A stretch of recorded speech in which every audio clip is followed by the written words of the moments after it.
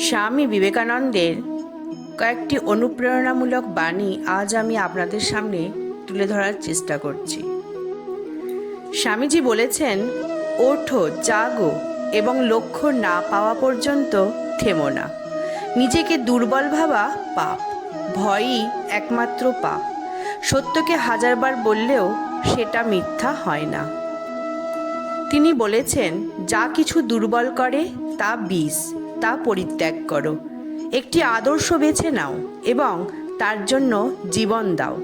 যারা ঝুঁকি নেয় না তারা কিছুই পায় না। নিজের প্রতি বিশ্বাসই সাফল্যের প্রথম সোপান।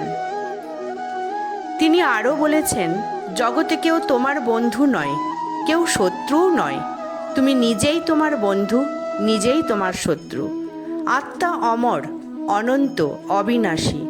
তুমি যা চিন্তা করো তুমি তাই হয়ে ওঠো। একাগ্রতা শক্তির মূল। স্বামীজি বলেছেন, শক্তি চাই, শক্তির মধ্যেই মুক্তি। বলো আমি ভয় পাই না। অসীম ধৈর্য ও কঠোর পরিশ্রমই হল সত্য জয়ের মূল চাবিকাঠি। তুমি ঈশ্বরেরই অংশ। তিনি বলেছেন, আত্মার শক্তি প্রকৃত শক্তি। সত্যকে গ্রহণ করো এবং সে তোমাকে শক্তি দেবে।